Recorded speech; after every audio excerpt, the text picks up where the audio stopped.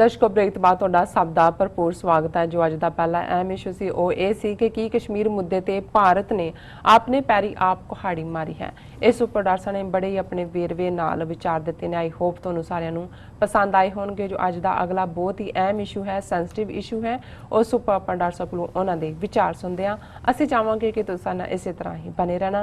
देखण सुणन लई तुहाडा बहुत बहुत शुक्रिया जी। डॉक्टर साहब की कहना चाहोगे? देखो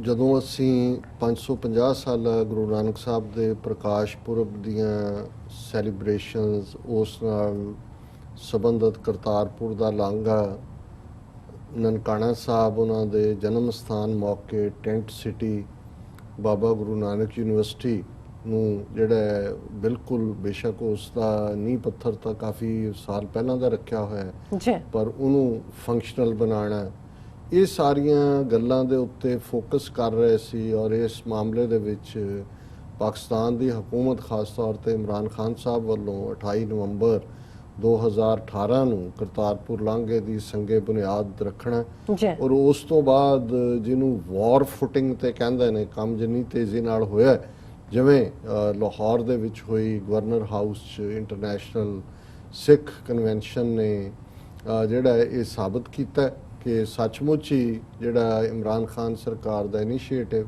ਔਰ ਜਿਹਦੇ 'ਚ ਪੰਜਾਬ ਦੇ ਗਵਰਨਰ ਚੌਧਰੀ ਮੁਹੰਮਦ ਸਰਵਰ ਉਹਨਾਂ ਨੇ ਇੰਡੀਵਿਜੂਅਲ ਇਨੀਸ਼ੀਏਟਿਵ ਲਿਆ ਆਪਣੀ ਅਹਿਲੀਆ ਦੇ ਨਾਲ। ਉਹ ਦੁਨੀਆ ਭਰ ਦੇ ਦੇਸ਼ਾਂ 'ਚ ਗਏ, ਸਿੱਖ ਸੰਗਤਾਂ ਨੂੰ ਐਡਰੈਸ ਕੀਤਾ, ਉਹਨਾਂ ਨੂੰ ਆਉਣ ਦਾ ਸੱਦਾ ਦਿੱਤਾ ਔਰ ਇਹ ਪ੍ਰੋਗਰਾਮ ਉਲੀਕਿਆ ਹੋਇਆ ਸੀ ਕਈ ਹਫ਼ਤੇ ਪਹਿਲਾਂ ਦਾ ਕਿ 31 ਅਗਸਤ ਨੂੰ ਔਰ 2 ਸਤੰਬਰ ਤੱਕ ਇਹ ਲਗਾਤਾਰ 3 ਦਿਨ ਇੰਟਰਨੈਸ਼ਨਲ ਕਨਵੈਨਸ਼ਨ ਹੋਏਗੀ।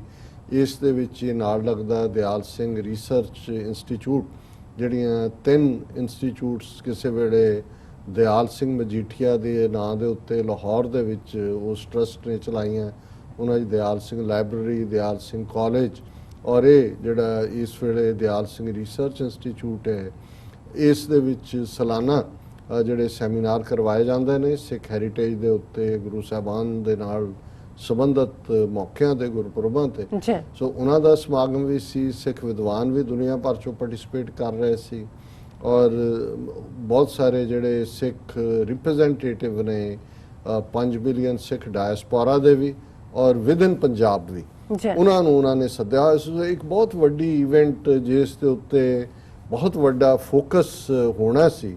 ਲੇਕਿਨ ਐਨ ਮੌਕੇ ਦੇ ਉੱਤੇ ਮੈਂ ਹੁਣ ਇਸ ਡੀਟੇਲ 'ਚ ਨਹੀਂ ਜਾਣਾ ਚਾਹੁੰਦਾ। ਅਸੀਂ ਆਲਰੇਡੀ 2 ਸੈਗਮੈਂਟ ਇਸ ਦੇ ਉੱਤੇ ਕੀਤੇ।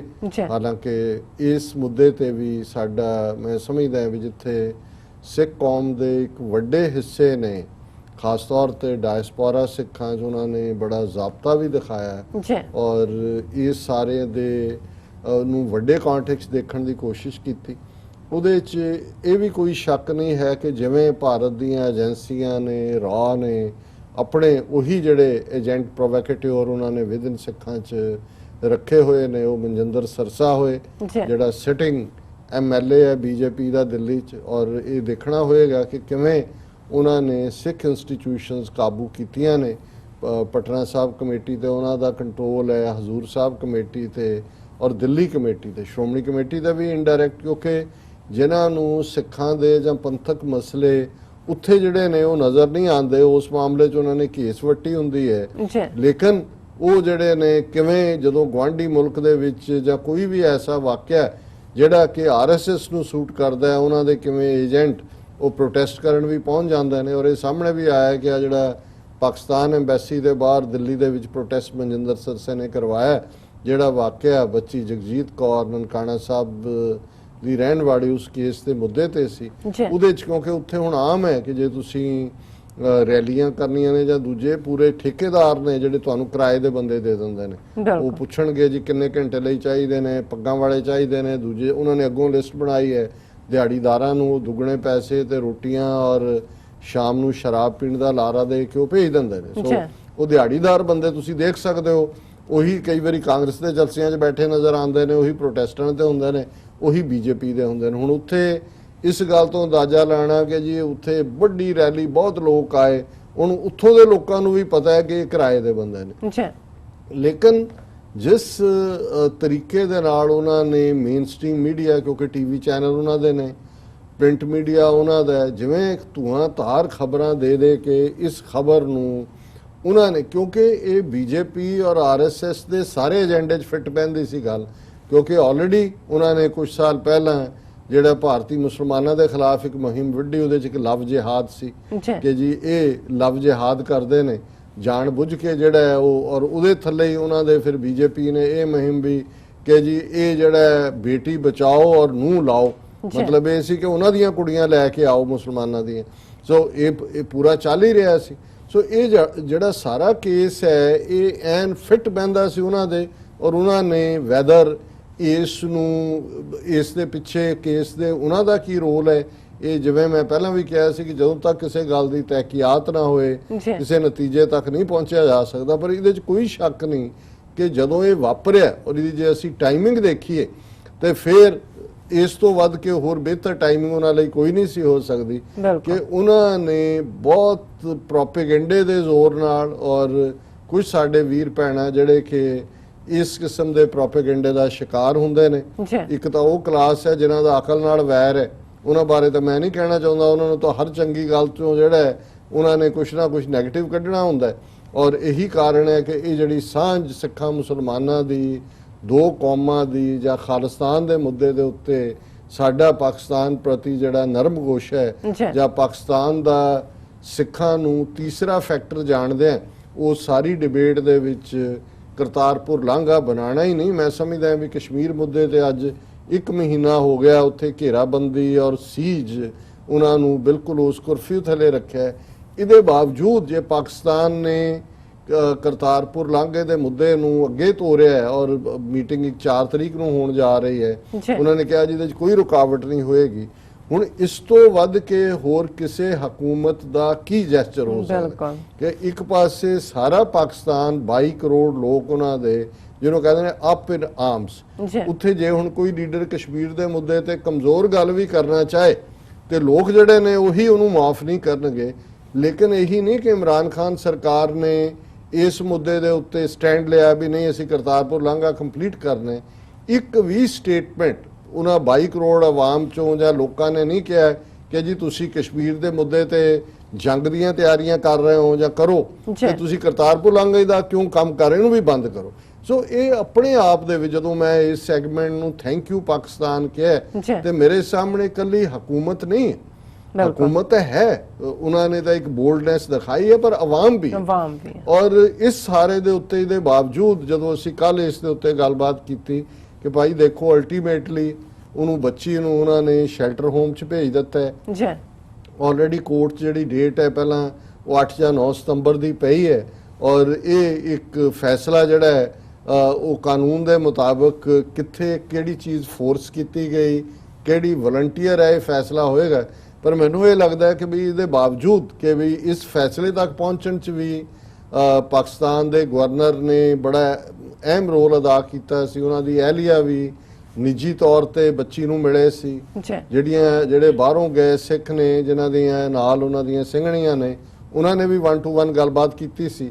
ਸੋ ਅਸੀਂ ਸਮਝਦੇ ਸੀ ਵੀ ਇਹ ਵੀ ਆਪਣੇ ਆਪ 'ਚ ਕਿ ਭਾਈ ਉਸ ਨੂੰ ਉੱਥੋਂ ਜਿਹੜਾ ਹੈ ਉਹ ਇੱਕ ਪ੍ਰਾਈਵੇਸੀ 'ਚ ਭੇਜਿਆ ਗਿਆ ਹੈ, ਤਾਂ ਕਿ ਕਿਉਂਕਿ ਉਹਨੂੰ ਭੇਜਣਾ ਤੋਂ ਮਾਂ-ਬਾਪ ਕੋਲ ਚਾਹੁੰਦੇ ਸੀ, ਪਰ ਉਹਨੇ ਕੁੜੀ ਨੇ ਨਾ ਕਰ ਦਿੱਤੀ ਸੀ ਵੀ ਮੈਂ ਨਹੀਂ ਜਾਣਾ। ਔਰ ਲੇਕਿਨ ਇਹਨੂੰ ਵੀ ਦੇ ਬਾਵਜੂਦ ਜਿਹੜਾ ਉੱਥੇ ਇੱਕ ਮਾਹੌਲ ਭਾਰਤ ਦੇ ਵਿੱਚ ਔਰ ਇਹ ਸਰਸੇ ਵਰਗੇ ਜਿਹੜੇ ਟਾਊਟ ਨੇ ਉਹਨਾਂ ਨੇ ਸਿਰਜਿਆ ਹੋਇਆ ਸੀ।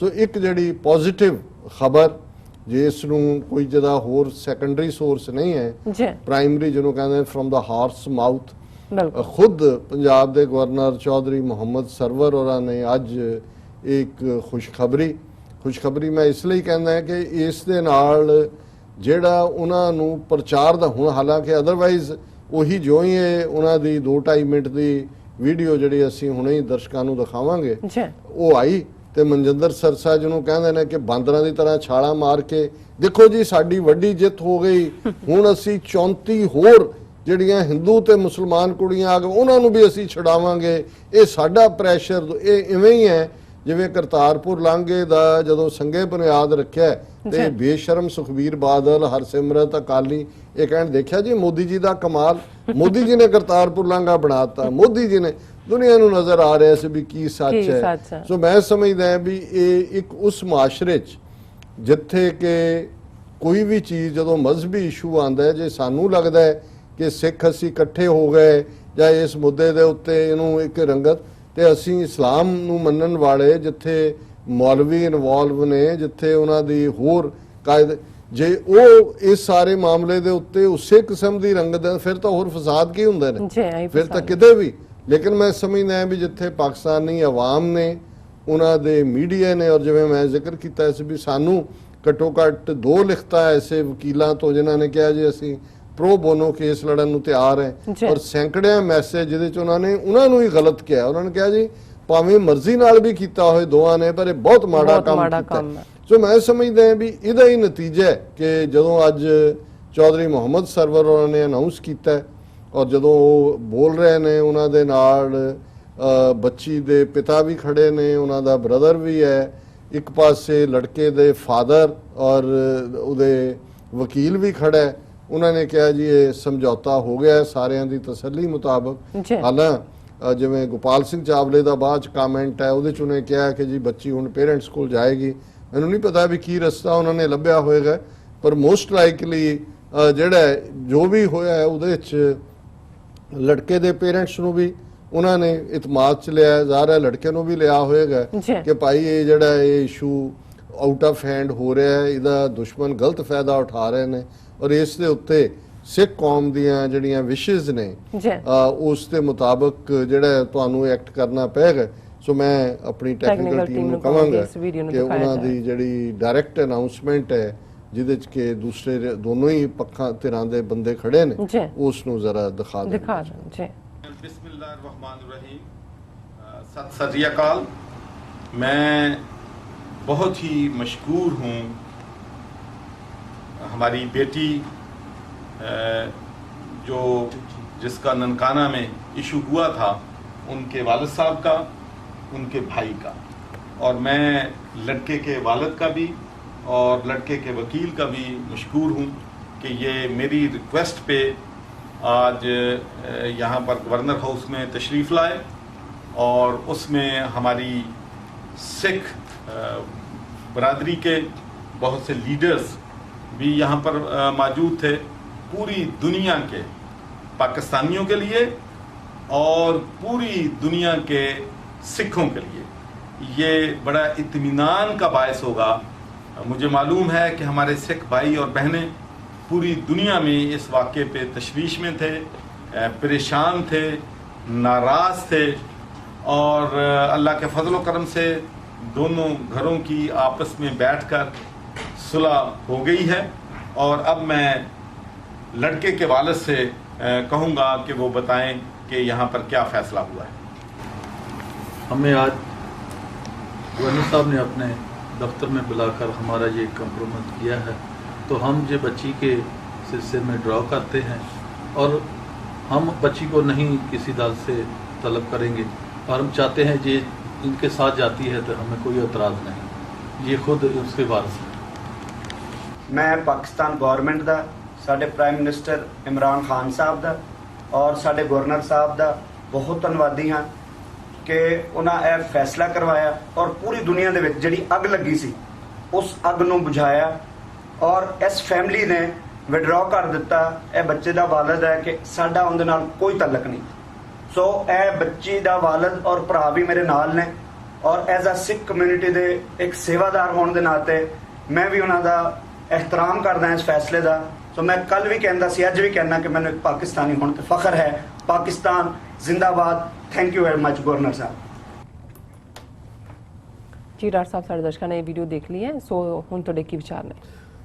देखो ਅਸੀਂ ਇੱਕ ਵਾਰ ਫਿਰ ਪਾਕਿਸਤਾਨ ਦੀ ਹਕੂਮਤ, ਇਮਰਾਨ ਖਾਨ ਸਾਹਿਬ, ਚੌਧਰੀ ਮੁਹੰਮਦ ਸਰਵਰ ਜੀ ਔਰ ਨਨਕਾਣਾ ਸਾਹਿਬ ਦੇ ਵਾਸੀ, ਕਿਉਂਕਿ ਮਹੱਲੇਦਾਰ ਸੀ ਦੋਵੇਂ ਪਰਿਵਾਰ, ਔਰ ਜਦੋਂ ਇਸ ਕਿਸਮ ਦਾ ਕੋਈ ਕੇਸ ਬਣਦਾ ਹੈ ਸੋ ਪਹਿਲੀ ਭੜਕਾਹਟ ਇਲਾਕੇ 'ਚ ਹੁੰਦੀ ਹੈ। ਬਿਲਕੁਲ ਮੈਂ ਸਮਝਦਾ ਵੀ ਜਿਸ ਸੰਜਮ ਦਾ ਜਿਹੜਾ ਹੈ ਔਰ ਕੰਟਰੋਲ ਦਾ ਸਬੂਤ ਦਿੱਤਾ ਹੈ ਨਨਕਾਣਾ ਸਾਹਿਬ ਦੀ ਸਾਰੀ ਜਨਤਾ ਨੇ, ਸਿੱਖ ਸੰਗਤ ਨੇ ਵੀ। ਔਰ ਮੈਂ ਸਮਝਦਾ ਵੀ ਇਹ ਵੀ ਜ਼ਰੂਰੀ ਹੁੰਦਾ ਹੈ ਕਿ ਮਾਈਨੋਰਿਟੀਜ਼ ਦੇ ਵਿੱਚ ਜੇ ਆਪਸ ਦੇ ਵਿੱਚ ਇਤਿਹਾਦ ਹੁੰਦਾ ਹੈ, ਇਸ਼ੂ ਤੁਹਾਡਾ ਵੀ ਠੀਕ ਹੁੰਦਾ ਹੈ, ਤਾਂ ਫਿਰ ਤੁਸੀਂ ਮੈਜੋਰਿਟੀ ਦੀ ਹਮਦਰਦੀ ਵੀ ਜਿੱਤਦੇ ਹੋ। ਜੀ ਔਰ ਇਸ ਮਾਮਲੇ ਤੇ ਈਵਨ ਜਿਵੇਂ ਪੰਜਾਬੀ ਲਹਿਰ ਜਿਹੜੇ 47 ਦੇ ਦੁਖਾਂਤ ਵਾਲਿਆਂ ਨੂੰ ਜਿਹੜੇ ਦੋਵੇਂ ਪਾਸੇ ਨੇ ਉਹਨਾਂ ਦੇ ਉੱਤੇ ਬਹੁਤ ਸਾਰੇ ਆਨਲਾਈਨ ਨੇ ਜਿਹਦੇ ਜਾ ਕੇ ਪਿੰਡਾਂ 'ਚੋਂ ਇੰਟਰਵਿਊ ਕਰਦੇ ਨੇ। ਸੋ ਮੈਂ ਦੇਖ ਰਿਹਾ ਸੀ ਕਿ ਵੀ ਉਹਨਾਂ ਦਾ ਵੀ ਇੱਕ ਪੂਰਾ ਗਰੁੱਪ ਲਾਇਲਪੁਰ ਤੋਂ 10-12 ਬੰਦਿਆਂ ਦਾ, ਜਿਨ੍ਹਾਂ 'ਚ ਸ਼ਾਇਦ ਮੈਨੂੰ ਫਸਟ ਨੇਮ ਯਾਦ ਨਹੀਂ, ਲਾਸਟ ਨੇਮ ਢਿੱਲੋਂ ਹੈ, ਜੀ ਮੁਸਲਮਾਨ ਵੀਰ ਨੇ ਪਾਕਿਸਤਾਨੀ, ਬਹੁਤ ਅੱਛਾ ਉਹਨਾਂ ਦਾ ਹੁੰਦਾ। ਉਹਨਾਂ ਦੇ ਨਾਲ ਇੱਕ ਸਿੱਖ ਨਨਕਾਣਾ ਸਾਹਿਬ ਦੇ ਲਵਲੀ, ਉਹ ਦੋਨਾਂ ਦੀ ਟੀਮ 'ਚ ਉੱਚੇ ਲੰਮੇ ਨੇ, ਉਹ ਜਾ ਕੇ ਜਿਵੇਂ ਇੰਟਰਵਿਊ ਕਰਦੇ ਨੇ 47 'ਚ ਕਿ ਵੀ ਇਹ ਨਫ਼ਰਤ ਜਿਹੜੀ 47 'ਚ ਜਿਹਨੇ ਇਹ ਸਾਰਾ ਕੁਝ ਕੀਤਾ। ਔਰ ਉਹ ਜਦੋਂ ਤੁਸੀਂ ਉਹਨਾਂ ਬਜ਼ੁਰਗਾਂ ਦੀ ਟੈਸਟੀਮਨੀ ਸੁਣਦੇ ਹੋ ਕਿ ਕਿਵੇਂ 47 ਤੋਂ ਪਹਿਲਾਂ ਸਾਰੇ ਹੱਸਦੇ ਵਸਦੇ ਦੂਜੇ, ਔਰ ਉਹ ਰੋ ਰਹੇ ਹੁੰਦੇ ਨੇ ਕਈ ਬਜ਼ੁਰਗ ਕਿ ਮੈਂ ਇੱਥੇ ਭਾਵੇਂ ਅਸੀਂ ਆ ਗਏ ਆ, ਇੱਥੇ ਸਾਨੂੰ ਖੁਸ਼ਹਾਲ ਵੀ ਅਸੀਂ ਹੋ ਗਏ। ਔਰ ਦੋਵੇਂ ਪਾਸੇ ਇਧਰੋਂ ਵੀ ਜਿਹੜੇ ਗਏ ਨੇ ਉਹ ਉਹਨਾਂ ਦਿਨਾਂ ਨੂੰ ਯਾਦ ਕਰਦੇ ਨੇ, ਕਹਿੰਦੇ ਨੇ ਉਹਨਾਂ ਦਿਨਾਂ ਵਰਗੇ ਕੋਈ ਨਹੀਂ। ਔਰ ਉਹਨਾਂ ਦਾ ਵੀ ਪੂਰਾ ਗਰੁੱਪ ਨਨਕਾਣਾ ਸਾਹਿਬ ਵੱਲ ਜਦੋਂ ਆ ਰਿਹਾ ਸੀ, ਉਹਨਾਂ ਨੇ ਵੀਡੀਓ ਪਾਈ ਕਿ ਜੀ ਅਸੀਂ ਮਤਲਬ ਜਾ ਕੇ ਇਹ ਬਹੁਤ ਮਾੜਾ ਹੋਇਆ, ਔਰ ਜੇ ਕੋਈ ਜ਼ੋਰ ਜ਼ਬਰਦਸਤੀ ਹੈ ਤੇ ਇਸ ਨੂੰ ਬਿਲਕੁਲ ਕੰਡੈਮ ਕਰਦੇ। ਸੋ ਕੁੱਲ ਮਿਲਾ ਕੇ ਜਿਨ੍ਹਾਂ ਨੂੰ ਅਸੀਂ ਸੀਨੀਅਰ ਵੌਇਸਸ ਕਹਿੰਦੇ ਆ, ਅਕਲ ਦੀਆਂ ਆਵਾਜ਼ਾਂ, ਜਿਹੜੀਆਂ ਕਿ ਇਸ ਫਿਰਕੂ ਨਫ਼ਰਤ ਇਹਨਾਂ ਨੇ, ਹਿੰਦੂ ਤਵੀਆਂ ਨੇ ਕੋਈ ਕਸਰ ਨਹੀਂ ਛੱਡੀ, ਆਪਣਿਆਂ 'ਚ ਵੀ ਅਕਲ ਦੇ ਵੈਰੀਆਂ ਨੇ ਵੀ ਕੋਈ ਕਸਰ ਨਹੀਂ ਛੱਡੀ, ਜਿਹੜੇ ਵਿੱਚ ਮੋਲ ਬਿਠਾਏ ਹੋਏ ਸੀ, ਜਿਨ੍ਹਾਂ ਨੂੰ ਇਹ ਚੰਗਾ ਨਹੀਂ ਸੀ ਲੱਗਦਾ ਕਿ ਵੀ ਸਿੱਖ ਪਾਕਿਸਤਾਨ ਵੱਲ ਝੁਕ ਰਹੇ ਨੇ। ਔਰ ਉਹਨਾਂ 'ਚ ਉਸ ਕਿਸਮ ਦੇ ਲੋਕ ਵੀ, ਜਿਵੇਂ ਮੈਂ ਇੱਕ ਪ੍ਰੋਮੀਨੈਂਟ ਪੱਤਰਕਾਰ ਦੀ ਗੱਲ ਕੀਤੀ ਸੀ ਕਿ ਉਹ ਮੈਨੂੰ ਇੱਥੇ ਮਿਲੇ ਔਰ ਉਹ ਕਹਿਣ ਲੱਗੇ ਜੀ ਦੇਖੋ ਇਹ ਜਿਹੜਾ ਪਾਕਿਸਤਾਨ ਕਰ ਰਿਹਾ ਹੈ, ਕਰਤਾਰਪੁਰ ਕੋਰੀਡੋਰ ਕਰ ਰਿਹਾ ਜਾਂ ਗੁਰਦੁਆਰੇ ਖੋਲ ਰਿਹਾ ਹੈ, ਇਹ ਐਵੇਂ ਨਹੀਂ ਖੋਲ ਰਿਹਾ। ਮੈਂ ਕਿਹਾ ਜੀ ਕਿਉਂ ਖੋਲ ਰਿਹਾ? ਉਹ ਵੀ ਰਿਲੀਜੀਅਸ ਟੂਰਿਜ਼ਮ ਉਹਨਾਂ ਦਾ ਵਧੇਗਾ। ਮੈਂ ਕਿਹਾ ਜੀ ਇਹਦੇ ਨਾਲ ਤੁਹਾਡੇ ਕਿਉਂ ਢਿੱਡ ਪੀੜ ਪੈਂਦੀ ਹੈ? ਜੇ ਇਸ ਨਾਲ ਸਾਡਾ ਹੈਰੀਟੇਜ ਵੀ ਸੰਭਾਲਿਆ ਜਾਂਦਾ ਹੈ ਸਿੱਖਾਂ ਦੇ ਲਈ, ਮੈਂ ਕਿਹਾ ਤੁਸੀਂ ਗੁਰੂ ਰੱਬ ਨਾਲ ਫਰਾਡ ਕਰਦੇ ਹੋ ਜਦੋਂ ਤੁਸੀਂ 2 ਵੇਲੇ ਦੀ ਅਰਦਾਸ 'ਚ ਇਹ ਲਫ਼ਜ਼ ਸ਼ਾਮਲ ਕੀਤੇ 47 ਤੋਂ ਬਾਅਦ ਕਿ ਸ਼੍ਰੀ ਨਨਕਾਣਾ ਸਾਹਿਬ ਤੇ ਹੋਰ ਗੁਰਦੁਆਰਿਆਂ ਗੁਰਧਾਮਾਂ ਜਿਨ੍ਹਾਂ ਤੋਂ ਪੰਥ ਨੂੰ ਵਿਛੋੜਿਆ ਗਿਆ ਹੈ, ਖੁੱਲੇ ਦਰਸ਼ਨ ਦੀਦਾਰ ਤੇ ਸੇਵਾ ਸੰਭਾਲ ਦਾ ਦਾਨ ਖਾਲਸਾ ਜੀ ਨੂੰ ਬਖਸ਼ੋ। ਜੇ ਰੱਬ ਨੇ ਉਹ ਅਰਦਾਸ ਸੁਣੀ, ਖੁੱਲੇ ਦਰਸ਼ਨ ਦੀਦਾਰ ਦਾ ਰਸਤਾ ਲਾਂਘਾ ਖੁੱਲੇ ਦਰਸ਼ਨ ਦੀਦਾਰ ਹੈ। ਸੇਵਾ ਸੰਭਾਲ ਪਾਕਿਸਤਾਨ ਸਿੱਖ ਗੁਰਦੁਆਰਾ ਪ੍ਰਬੰਧਕ ਕਮੇਟੀ ਜਿਹੜੀ ਹੋਂਦ 'ਚ ਆਈ, ਗੁਰਦੁਆਰਿਆਂ ਦੀ ਸਾਂਭ ਸੰਭਾਲ ਹੋ ਰਹੀ ਹੈ, ਸਵੇਰੇ ਪ੍ਰਕਾਸ਼ ਹੁੰਦਾ ਹੈ, ਕੀਰਤਨ ਹੁੰਦਾ ਹੈ, ਸਿੱਖ ਜਾਂਦੇ ਨੇ ਆਪਣੇ ਗੁਰੂ ਦੇ ਉਸ ਧਰਤੀ ਦੀ ਜਿਹੜੀ ਖਾਕ ਹੈ ਉਸ ਨੂੰ ਆਪਣੇ ਮੱਥੇ ਤੇ ਲਾਉਂਦੇ ਨੇ। ਔਰ ਇਸ ਸਾਰੇ ਚੋਂ ਜੇ ਪਾਕਿਸਤਾਨ ਦਾ ਫਾਇਦਾ ਹੁੰਦਾ ਹੈ ਤੇ ਤੁਹਾਨੂੰ ਕੀ ਤਕਲੀਫ? ਪਰ ਮੈਂ ਇਹ ਦੇਖਦਾ ਕਿ ਕਿਸ ਹੱਦ ਤੱਕ ਚੰਗੇ ਭਲੇ ਪੜ੍ਹੇ ਲਿਖੇ ਲੋਕ ਜਦੋਂ ਇਸ ਕਿਸਮ ਦੀ ਡਿਬੇਟ, ਮੈਂ ਕਿਹਾ ਜੀ ਦੁਨੀਆ 'ਚ ਕਦੇ ਕੋਈ ਵੀ ਸਿੰਗਲ ਵੇ ਹੁੰਦਾ ਹੈ? ਕਦੇ ਨਹੀਂ ਹੁੰਦਾ, ਕਦੇ ਵੀ ਨਹੀਂ ਹੁੰਦਾ, ਹਮੇਸ਼ਾ ਮੁਫਾਦ ਹੁੰਦਾ ਹੈ। ਔਰ ਮੁਫਾਦ 'ਚ ਹੋਲੀ ਮੁਫਾਦ ਹੈ। ਜੇ ਇੱਕ ਇਸਲਾਮਿਕ ਸਟੇਟ ਸਿੱਖ ਗੁਰਦੁਆਰਿਆਂ ਦੀ ਸਾਂਭ ਸੰਭਾਲ ਲਈ ਗੁਰਦੁਆਰਾ ਪ੍ਰਬੰਧਕ ਕਮੇਟੀ ਬਣਾਉਂਦੀ ਹੈ ਔਰ ਇਹ ਨਵਾਜ਼ ਸ਼ਰੀਫ ਨੂੰ ਕ੍ਰੈਡਿਟ ਜਾਂਦਾ। ਅੱਜ ਕੌਣ ਕਿੱਥੇ ਹੈ, ਅਸੀਂ ਇਸ ਗੱਲ ਦੇ ਵਿੱਚ ਪਏ ਬਿਨਾਂ ਜਿਹਨੇ ਜੋ ਕੰਮ ਕੀਤੇ ਕਰਤਾਰਪੁਰ ਲਾਂਘੇ ਦੇ ਕੰਮ ਨੂੰ ਅੱਗੇ ਤੋਰਨ 'ਚ ਜ਼ਾਹਿਰ ਹੈ ਫੌਜ ਨੇ ਔਰ ਮੁਸ਼ਰਫ ਦੇ ਪੀਰੀਅਡ ਦੇ ਵਿੱਚ ਜਿਹੜਾ ਸਾਰਾ ਜ਼ਮੀਨ ਐਕਵਾਇਰ ਕਰਨਾ, ਉਹਨੂੰ ਅੱਗੇ ਤੋਰਨਾ, ਇਹ ਸਾਰੇ ਦਾ ਬਲੂਪ੍ਰਿੰਟ ਬਣਾਉਣਾ, ਇਸ ਲਈ ਬਾਹਰਲੇ ਸਿੱਖਾਂ ਦਾ ਲੈਣਾ। ਇਸੇ ਤਰ੍ਹਾਂ ਗੁਰੂ ਨਾਨਕ ਯੂਨੀਵਰਸਿਟੀ, ਬਾਬਾ ਗੁਰੂ ਨਾਨਕ ਯੂਨੀਵਰਸਿਟੀ ਦਾ ਕਾਨਸੈਪਟ, ਹਾਲਾਂ ਉਹਨੂੰ ਇੱਕ ਡਿਬੇਟ 'ਚ ਫਸਾਤਾ ਕਿ ਵੀ ਉੱਥੇ ਹੋ ਜਾਏ, ਉੱਥੇ ਮੁਰੀਦ ਕੇ ਬਣੇ, ਫਿਰ ਹੋਇਆ ਜੀ ਕੁਝ ਕਲਾਸਾਂ ਇਸਲਾਮਾਬਾਦ। ਇਸ ਗੱਲ ਨੇ ਡਿਲੇ ਕੀਤਾ। ਪਰ ਹੁਣ ਜਿਵੇਂ ਹਕੂਮਤ ਨੇ ਈਵਨ ਕਰਤਾਰਪੁਰ ਸਾਹਿਬ ਦੇ ਉਸ ਮੁਕਾਮ ਲਈ 100 ਏਕੜ ਜ਼ਮੀਨ ਹੋਰ ਐਕਵਾਇਰ ਕੀਤੀ ਹੈ। ਬਾਬਾ ਗੁਰੂ ਨਾਨਕ ਯੂਨੀਵਰਸਿਟੀ ਦੇ ਲਈ ਜਿਹੜੀ ਥਾਂ ਦੇ ਉੱਤੇ ਨਾਜਾਇਜ਼ ਕਬਜ਼ੇ ਸੀ ਉਹ ਛਡਾਏ ਨੇ, ਉਹਦੇ ਉੱਤੇ ਸੀਰੀਅਸ ਕੰਮ ਹੋ ਰਿਹਾ ਹੈ। ਸੋ ਇਹਦੇ 'ਚ ਕੋਈ ਸ਼ੱਕ ਨਹੀਂ ਹੈ ਕਿ ਪਾਕਿਸਤਾਨ ਦੇ ਨਾਲ ਜਦੋਂ ਇਹ ਸਿੱਖਾਂ ਦੀ ਸਾਂਝ ਵਧੀ ਹੈ, ਆਉਣ ਵਾਲੇ ਸਮੇਂ 'ਚ ਇਨਵੈਸਟਮੈਂਟ ਜਿਹੜੀ ਹੈ ਉਹ ਬਾਕੀ ਸ਼ੋਬਿਆਂ 'ਚ ਵੀ ਹੋਏਗੀ, ਇਕੱਲੀ ਗੁਰਦੁਆਰਿਆਂ ਦੇ ਜਾਂ ਜਾ ਕੇ ਉੱਥੇ ਹੋਟਲਾਂ 'ਚ ਠਹਿਰਨ ਜਾਂ ਇਨਫਰਾਸਟ੍ਰਕਚਰ ਤੱਕ ਮਹਿਦੂਦ ਨਹੀਂ ਹੈ। ਸੋ ਇਹਦੇ ਚੋਂ ਦੋਨਾਂ ਨੂੰ ਸਾਡੀ ਧਾਰਮਿਕ ਮੁਰਾਦ ਪੂਰੀ ਹੁੰਦੀ ਹੈ ਔਰ ਸੇਵਾ ਸੰਭਾਲ ਔਰ ਖੁੱਲੇ ਦਰਸ਼ਨ ਦੀਦਾਰ ਇਹੀ ਸੀ ਜੋ ਹੈ। ਬਾਰਡਰ ਤਾਂ ਨਹੀਂ ਟੁੱਟਦੇ ਕਦੇ ਮੁਲਕਾਂ ਦੇ।